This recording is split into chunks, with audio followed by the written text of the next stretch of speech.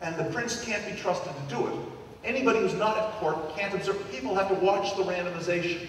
So that's my point of what the court is doing. Somebody has to be watching it. Somebody who can punish the prince must be watching the randomization and making sure that the dismissal happens with probability 1 minus u over g, where u is previous u minus tau. Okay. In the application I've been emphasizing, a sovereign state, who has the power to punish the sovereign ruler of a monarchy? The only thing I can think of, I don't know, so maybe we could use foreigners. We could have an American invasion if they go, oh, the other high officials, that just occurred to me. The other high officials who sustain the state together have such power if they share a sense of identity that would cause them all to lose trust if the prince cheated any one of them. So a sense of identity among the high agents and a promise to get together and watch the randomization of dismissals of the peers becomes the essential. Now we see in the leader's court, his reputation for reliably judging and rewarding his agents can be collectively guarded by his courtiers. The feudal oath of aid and counsel, the traditional feudal oath in translated English, it was that the vassal would aid the lord, which means fight for the lord, do work for the lord, which in this case means show up to fight for battles. But counsel, what's counsel? We academics, they need advice. Do lords really need advice? I think what counsel really meant was showing up. I'm promising that I will regularly show up to the leader's court to watch the judgment of other vassals, so that all the vassals can trust the lord better, knowing that in order to maintain vassal status, you have to behave in part like a courtier. You have to regularly show up at court to watch to watch the leader judge other vassals. This is Sam Finer's observation of feudalism. My model can be easily criticized. The turnover losses would vanish under the following assumptions. Supposing commoners have to have at least the ability to own a cow. If they sell the cow and get a few coins, supposing they can put the coins into a bank, which is where deposits are guaranteed and protected by the prince, who provides protection. After many decades, with interest being paid on those deposits, the peasants' coins would have an acute, the peasant's account could grow to be the value of the province.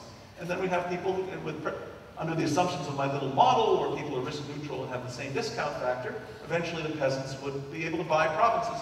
So the assumption that private citizens don't have enough money to pay for the cost of being a provincial governor would be false.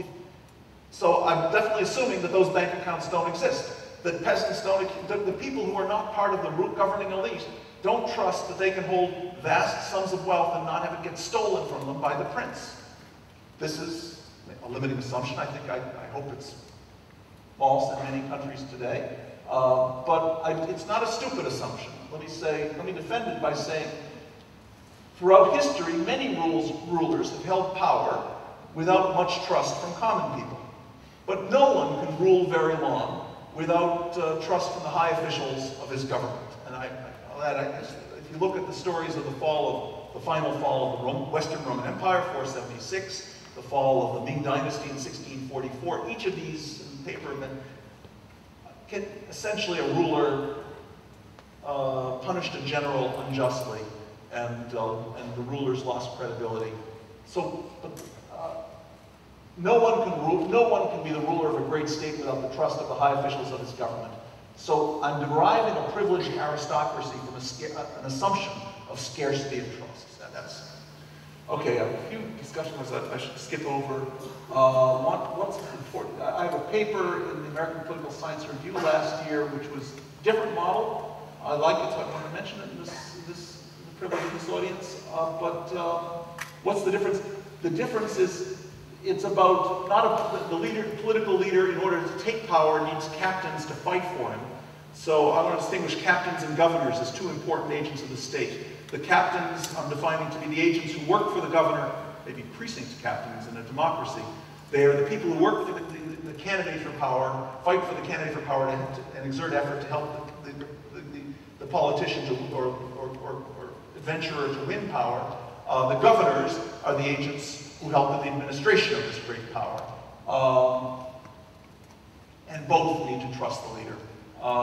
in that model that get the result that in an ecology where candidates are fighting for power, if there are some contenders who can create a court that can even overthrow them, then under some the natural assumptions in this little model, it turns out in a negotiation-proof equilibrium, no leader could ever be a serious contender for power without first creating such a court that can overthrow him if he ever betrays their trust. So the point is, constitutionalism begins with the need to get the supporters' trust, but to just establish power in the first place. But more importantly, look at this last thing. I've got two models, one of which I talked about at length and one just too briefly. The state's captains and governors, all of this could be thought of as the firm. There's an advantage to talking about the state because the firm, you could always say, why isn't a contract enforceable in a higher court? Firms shouldn't be regularly going to court, to higher court, the state's courts to adjudicate disputes with their employees. That's a bad firm. But we dodged that question. It's still any organization. But the captains are kind of like the firm's initial investors that help the firm get started. The governors are like the managers. Both of them need to believe that they're going to get backloaded rewards from the organization. That's the point. Suddenly what I'd like to say is when we teach the theory of the firm in our economics classes, we say, you know, there's a little bit of a confusion. We like to, legally, the firm is owned by the stockholders. By the way, bondholders also have some legal rights over firms typically. And also, managers, really, to tell the truth, may have some effective power over a firm that is a little annoying if you take the legal proposition that the firm belongs to the shareholders. But suddenly, from this perspective, you realize this managers, bondholders, are creditors of the firm. To guarantee that that they aren't cheated of their debts, they need some power. Anybody who owes the firm, anybody who the firm owes, any creditors of the firm, need some power over the firm to enforce their demand. The managers, responsible managers, are also implicitly creditors of the firm because an efficient firm has to backload much of their rewards, which means the firm owes them, which means that everybody else in the firm has some incentive to cheat any one manager. So there's got to be a political power within the firm to guarantee those backloaded managerial rewards. The managers are creditors of the firms just like the bondholders, just like the heirs and assigns of the initial investors. The shared group identity that's so important to making this court work.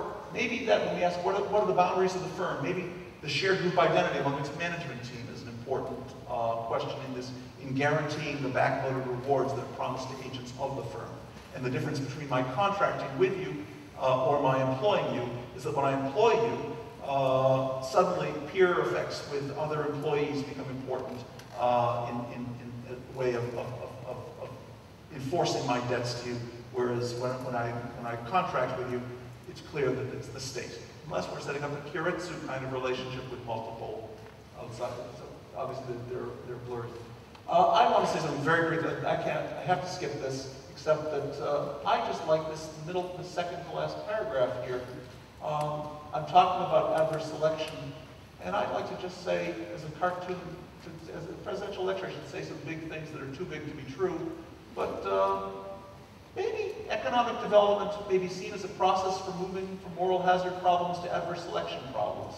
What I'm saying is, in poor countries, everybody knows that there are desperately poor communities where they could benefit from some kind of investments. The problem is you can't invest there without it being stolen. Moral hazard is a problem. Investments can't be controlled or protected as well. In developed countries, there's been a lot of investment, and we've got these entrepreneurs who are claiming to have investment opportunities that maybe we shouldn't believe. So adverse selection is more of a problem. I don't know.